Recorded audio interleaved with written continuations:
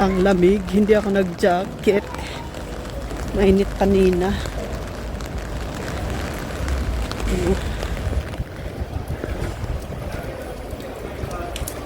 Ay!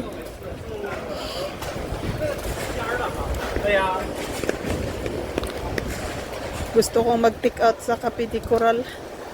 Yung dinner ko sana, kaso baka tatawag na naman yung matanda. Kukunin yung bag niya. Kasi kakain daw sila sa labas ngayon. Ay, nako.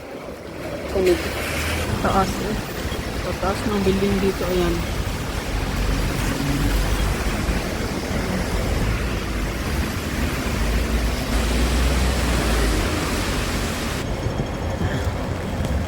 Nakapasaway na chikwa. Hindi makapag-antay.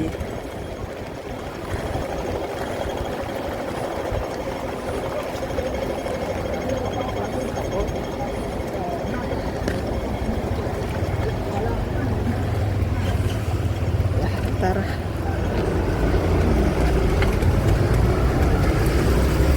Yang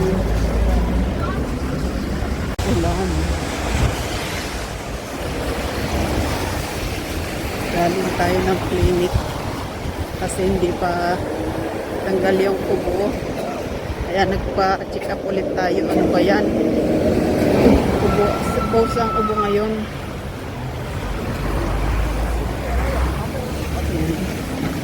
Dito tayo sa Kennedy nagpa-check up.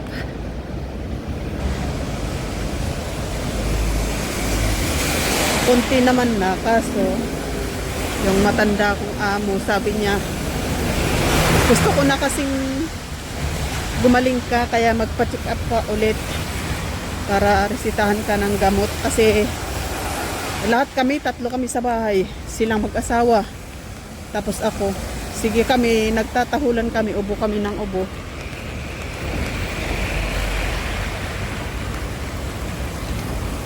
Kaya ako magmula nung pagdating ko nung 6 galing Pilipinas. Nagkatrangkaso, pero tumagal yung ubo. Pauwi na tayo. Buti walang pa-dinner ngayon, kaya pinilit ako ni ma'am. Kanina din, nagpa-check up din si ma'am.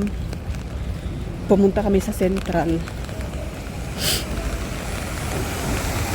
Ayun. Ayun na naman siya. Gumala na naman siya sa niya. Sa tuwang ko. Sabi niya, may dancing daw siya. Pero, sabi naman, magkikita ng friend niya. So, yan. Uwi na tayo. Umaambon pa. Ano, hindi ko alam kung yan ba yung building namin. Yan ba yung building? Hindi ko alam kung yan yung building namin. Mataas ng building dito. Tara. Ayan. Bye-bye. Yun lang ang aking update ngayon.